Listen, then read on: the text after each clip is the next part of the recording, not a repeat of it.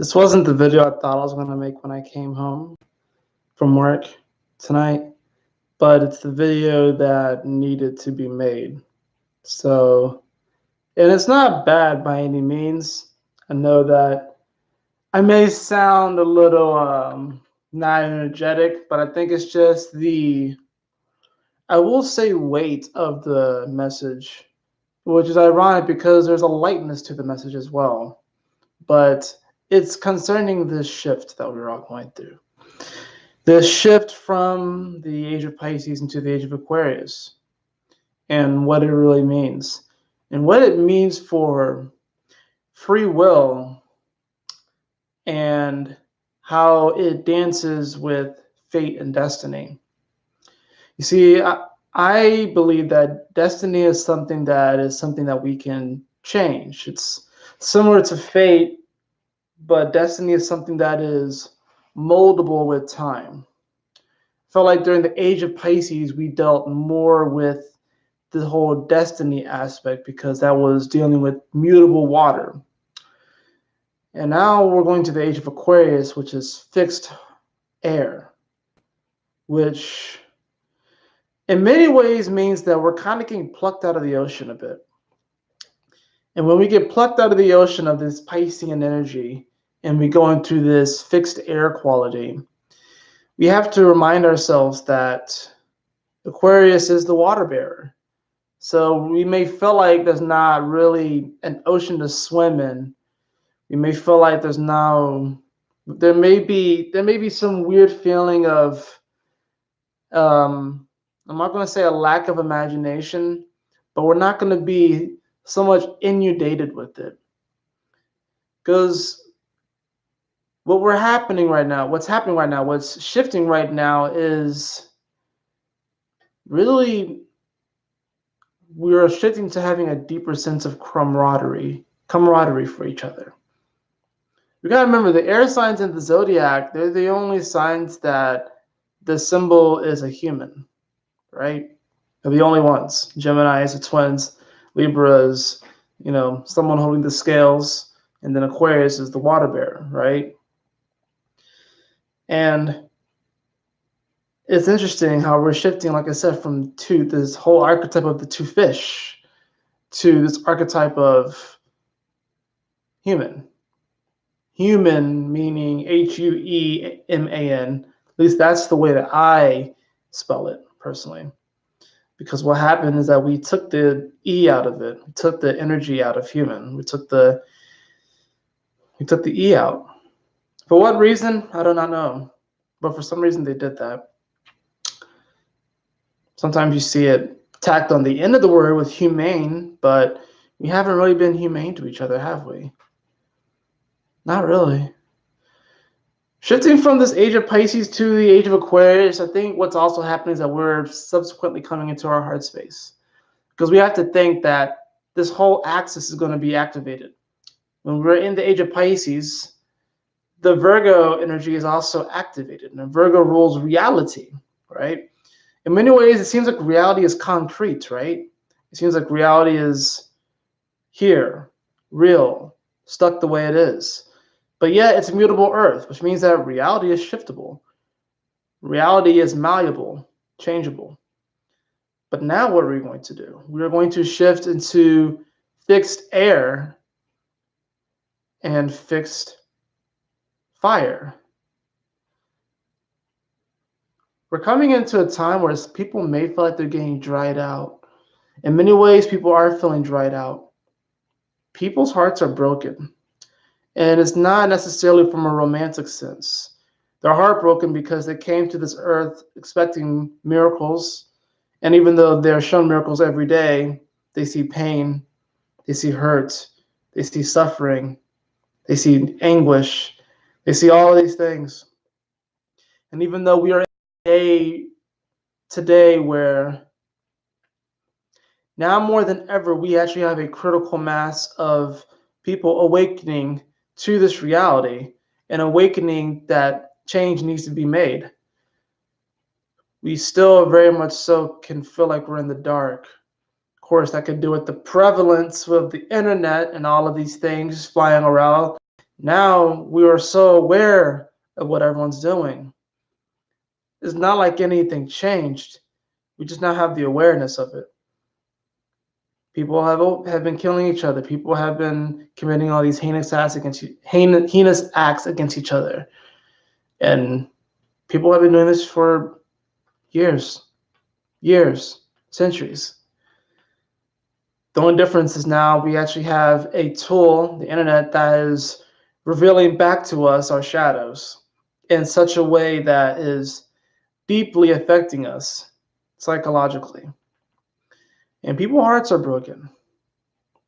My heart's broken. I don't think there's a person alive whose heart isn't broken by what's happened, by what we have done to ourselves, because we've done it to ourselves. But this is also going to be a beautiful time for us to create heaven on earth.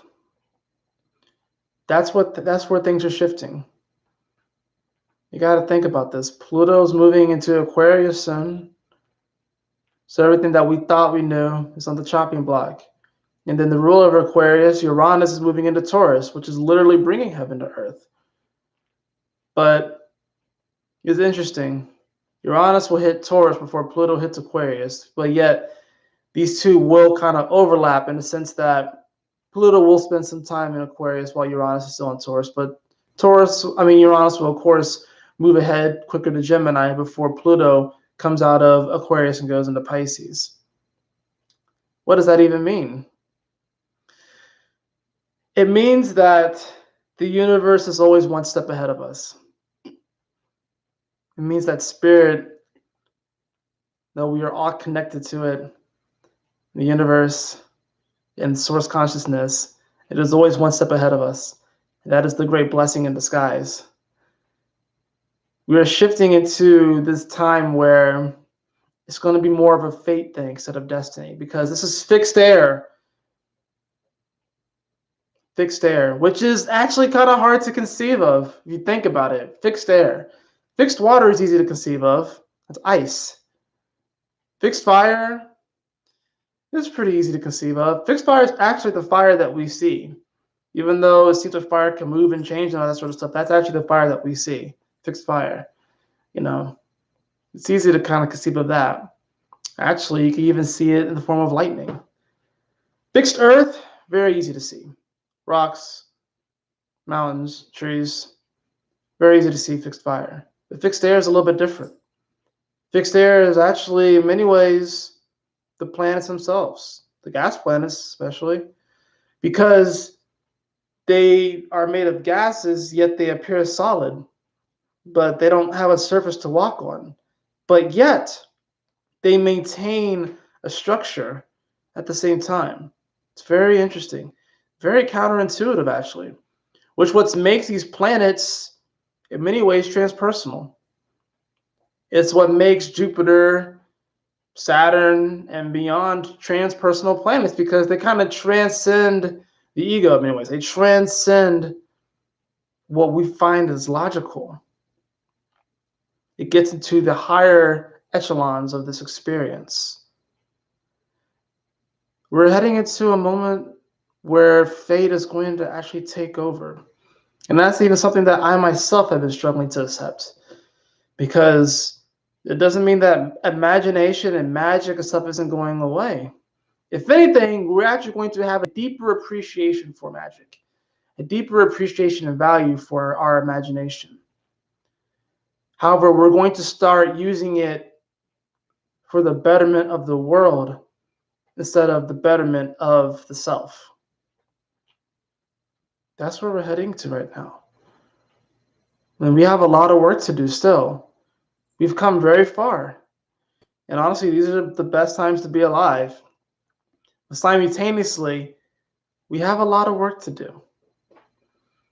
So if you have an opportunity, which you do, but if you find yourself having the opportunity to speak your truth, speak. If you have the opportunity to share what's in your heart, share. If you have the opportunity to be your authentic self unapologetically, then please be yourself. If you have the opportunity to give, to make someone laugh, to make someone smile, do that. Because as we head into this age of Aquarius, camaraderie and earthly friendship, earthly kinship is going to lead the way. It's going to lead the pack. It's going to become the main thing. Seeing the whole world as our family. The whole world as our family. Where we treat each other the way we would like to be treated. We say these things, but we sometimes don't always act it out in the way that, I don't want to use this word, even though I'm thinking it, but I'm not going to vocalize it because it's a dangerous word, what I'm thinking of. And those of you who know, you know what I'm talking about, what word I'm talking about. But this is a great moment for us because we still have this Piscean influence, and we still will. In many ways, if you think of the ages, how they move backwards as opposed to all the planets moving forward, in many ways, they kind of are representative of the nodes, like a bigger aspect of the nodes, in many ways, because the nodes move backwards. But since the ages move backwards instead of forwards, like we like to think it was moving forwards, like all the other planets, we're at the beginning degrees of Pisces heading into Aquarius. We're at the cusp, actually. We're at the cusp. And interesting enough, the sun is right here at 3 to 4 degrees of Pisces. So this is actually kind of where we are, which is why whenever we hit this time of year, every year, the first few days of Pisces, it's very, very powerful. A lot of things can happen. A lot of things shift. A lot of awakenings. A lot of epiphanies. A lot of breakthroughs happen around this time. And even I realized today that was a really important day, and I didn't realize it until before I went to work earlier. But I didn't know it when I woke up. I just woke up in a good mood, and I still am. But of course, after coming to the awareness of this particular thing I'm talking about, kind of brought a bit of a somber tune to it. But I know that they wouldn't want me to be somber. I know they wouldn't want me to be upset. They would want me to celebrate this time, to celebrate the fact that I am still here, celebrate the fact that I have an opportunity to share. That's the other thing about heading to this new age. Everyone's going to be talking. Everyone already is talking, but it's kind of interesting. In many ways, we each are carving out our own planet,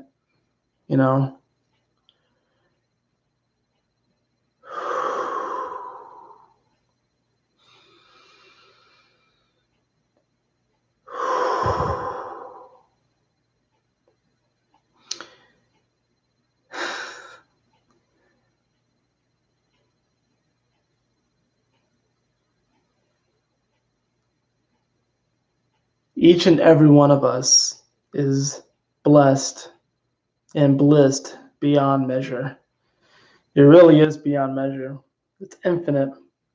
It's hard to conceive of such while we are in this particular form.